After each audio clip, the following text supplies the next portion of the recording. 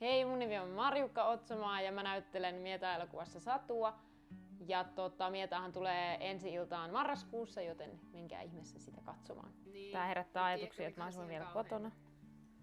Löytää itsensä täältä samojen Tässä tää on mun perkeleiden aina ongelma, keskeltä. mä katon Samoista alaspäin. ympyröistä joskus vanhana. Joskus vittu 30-vuotiaana. Ei ikinä. No kato täältä niin joku vitun oksenhajunen kiimasunni ja mennä senkaan puskaan ja tajuta sitten, että on paksuna ja siinä onkin sitten elämä valmis. Mutta mä ihmettelen, että mut valittiin Satun rooliin silti, vaikka musta mä olin ihan uskottava tässäkin. Pitäisköhän tohon vaan lähteä mukaan? Joo. No mitä tosiaan ajatuksia tuo nyt herättää, niin mä tiedän, jotenkin tuntuu tosi kaukaiselta, että tollasta on joskus niinku ollut. Ja että oikeesti on joskus hakenut nimenomaan tähän rooliin. Työskentelin Kauhajoella ja mä en muista itse asiassa miten se meni, että mistä mä tän bongasin vai bongasko mun kaveri, kenen kanssa me sit haettiin tähän elokuvaan, mutta 20-vuotias olin ja kotona vielä asuin Teuvalla ja siitä se sitten lähti.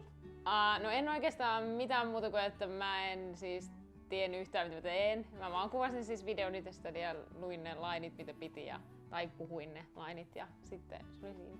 Mun hahmo oli kasinoaikoina, se oli sellainen, no en mä tiedä, se ei ollut kauhean hukas, että kyllä sillä oli niinku suunta sinne seiskan kanteen päästä ja oli semmonen mielenkiintoinen niinku teinityttö.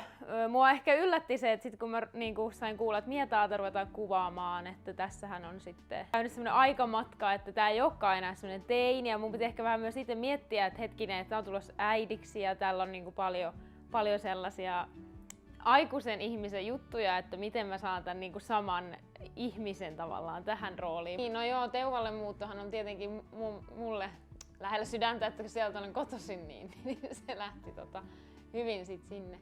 Olihan se kivaa ja mä odotin sitä tosi pitkään, että kun se oli hirveän hauskaa kasinoaikanakin, kun kuvattiin, niin hengailla siellä sitten niiden kavereiden kanssa. Että oli kyllä mukava nähdä koko porukkaa ja olla yhdessä taas niin kuin pitkästä aikaa.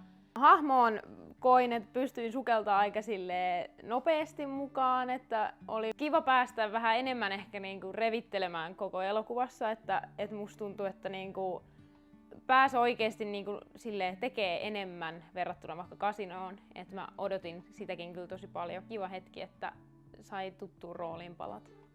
Mieta ja kasinon kuvauksissa oli aika paljonkin eroja, että ehkä sieltä puuttui se, että me oltiin tosi pitkiä aikoja sillä kuvauspaikalla kasinon aikaan. Oli oikeasti enemmän sellaista muutakin tekemistä, että oli ehkä niin kuin voi sanoa, että ammattimaisempaa siinä mielessä, että meitä oli kutsuttu sinne vaan se määrä, mitä tarvittiin ihmisiin ja sit niin kuin ei ollut tavallaan sellaista turhaa aikaa.